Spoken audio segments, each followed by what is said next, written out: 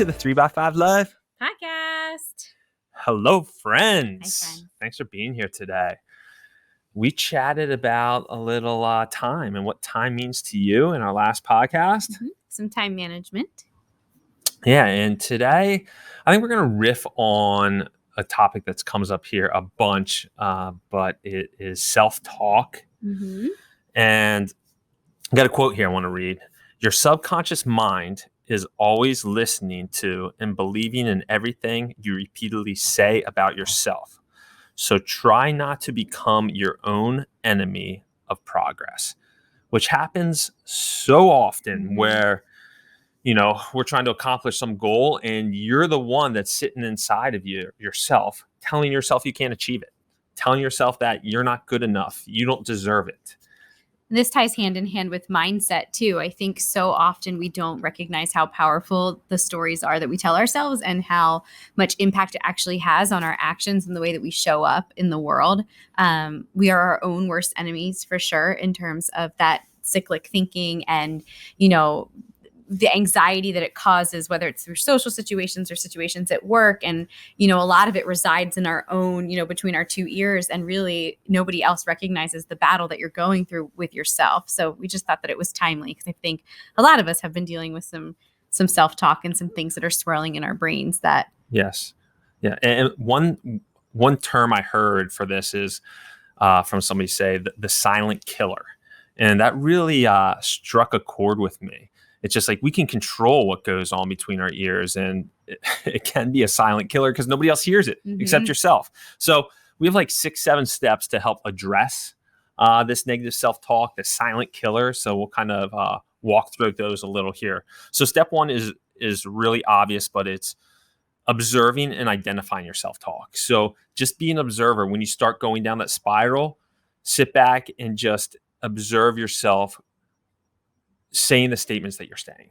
And a lot of times they're the same things over and over, but they might seem like it's a new dialogue. The second step was log those negative thoughts. You can do this in a journal. You can even do this mentally as they come up for you. I've done practices with people before where if you have the same script, the same dialogue, and it's on repeat, and you can write it down in a journal or some type of piece of paper and just see what are those negative thoughts that are coming up most frequently. And then that allows you the ability to then take a step back and identify the deeper cause of where are these stories or ideas coming from? Like, what is the root of those stories and ideas? Yeah. So it just basically brings them from like the internal to that awareness where it's like an external thing now that you can look at and identify. Yeah. Step 3 is avoid the words always and never. I say this to you. Like you sometimes will say always, and I get mad. Like, yes. Like you always leave dishes in the sink, or That's you true. And I right. Yeah, don't air our dirty but laundry. I was just saying, like, I think that is across the board. Using the words always and never are very tricky because they can create, a negative talk not only for internally but also for people. Even saying it with your kids, like, why do you always leave your shoes by the door? Right? Yeah, it locks the behavior in the brain. So you really don't want to use, or like I always lose my keys, or I never show up to work on time. You're basically creating your identity and behaviors around that by using those really strong words of always and never. So if you're not going to say it out loud, right, then definitely don't say it inside to yourself. Exactly. Because it's just as hurtful, right? The fifth one is talking about the statement, I am. Wayne Dyer's work does a lot with this. I've done activities, again, with graduate students where I actually have them journal the I am statements. And this could be awesome paired with that second one that I talked about where you're journaling those, what are those thoughts that are arising most frequently? And then using the I am statement to counterbalance that. So if you are identifying yourself in a negative way, how do you flip the I am to something positive? So what I suggest doing, this is something that's actually pretty cool, is take 5 minutes, put on some quiet, calm music, find yourself some space, and write down I am statements about yourself that are positive in nature. And if you can use that negative list of negative self-talk and use that as a starting point to kind of negate what you already identified, then you're going to set yourself up with that positive mindset around those things so that when that negative thought comes up again, maybe you can replace it with that positive affirmation, that I am statement that you just created. Yeah.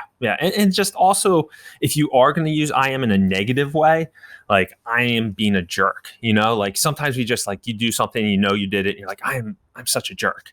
Does that happen to you often? You got to throw in there, I am being a jerk, because right there, like, even though you were a jerk in that moment, you're just like, I'm identifying this, even though it's the slightest tweak, we're like in the minutia right now, but you don't want to make that an all-encompassing statement. So it's like the always and the never. But this is something that we work on with our kids too. Yes. Making sure that you don't identify your kids with, you are statements, right? Or because that is shaming them instead of bringing guilt. Some Brene Brown I just there dropped you in go. there. So like saying like you are messy versus like right now you're being messy, you created a mess, right? So it's separating the behavior from the person so that they don't take that as an identity. Mm-hmm. Yep. All right. So this is actually step 5. We skip on there. So that was step 4. This is step 5. And it's kind of, when you make a mistake, you have to own it. So I look at this in like an office context of, if you did something and you're in a meeting and you just come out and own it, it just takes the energy out of whatever mistake you made. And, because I've sat in meetings where I'm just like, wow, that guy really messed up. But if he just owns it and says, hey, I made an error here. This is why it happened. I apologize. It won't happen again.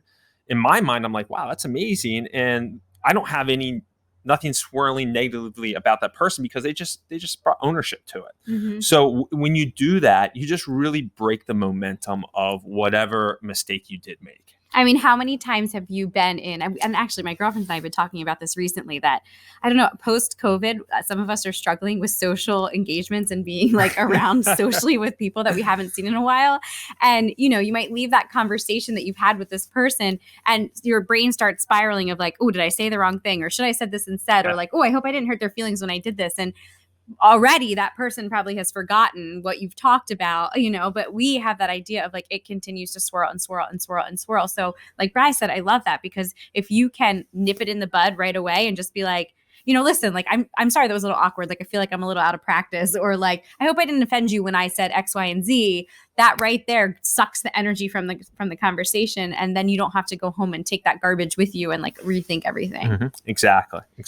So last step 6 is reframe failure. So this is that idea of, instead of looking at, I don't know, like, how would you say this? So basically, when we don't learn from when things go perfectly. Yes, so giving, exactly. I say this all the time, but like, it's almost like that give yourself grace piece, right? Like when we fail, instead of that being that a lot of failure stems negative self-talk. Like we like have that, it's like an aftermath of it, right? Like you fail at something, you're feeling really bad about it. And so that idea of like, we say this with our kids, like when they fail, we celebrate it. We're like, good job. Like that was awesome. Like, but when we do it ourselves, we're a lot harder on ourselves. So taking our own advice and allowing ourselves to recognize that failure happens, and that most of the time we hold on to it way longer than the people who like witnessed it or we failed, because they let it go way faster than we do. Right. And you hear about guys like Edison that had 1,000 failures, and then the 1,001st failure, it finally clicks and his invention's made.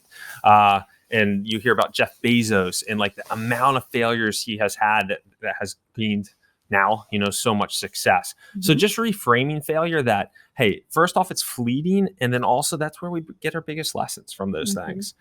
So ties in right hand in hand with resilience too. Right. The greatest failures and that idea of being resilient in practice and, all these things that we're instilling in others, but it's also very helpful to remember those for ourselves. Yeah. So remember the silent killer. Take this so seriously. I am so bullish on self-talk. That's, I think, what drives me to do some of my ultra marathons and hard training, because when I'm done that, my self-talk is so positive. And I think I'm addicted to that more than the actual physical activity, which sounds so counterintuitive, but it's true. So don't take this lightly. If you do have some patterns that you're thinking and you're constantly going down, try to take some of these steps to just reframe it with some I am statements, and see what can come of it. So love it. All right, guys, until next week. Have a great week. Hey, please subscribe. Give us a 5-star rating on Apple Podcasts would be fantastic if you haven't done so yet. Did you have to say something? No. There's another thing you usually say, but you always say like it. I was going to say like it, but I didn't. That's on YouTube. I know. All right, guys, we're awesome at this stuff. All right, see ya. Bye, guys. Hello world, wake me up to another good morning time.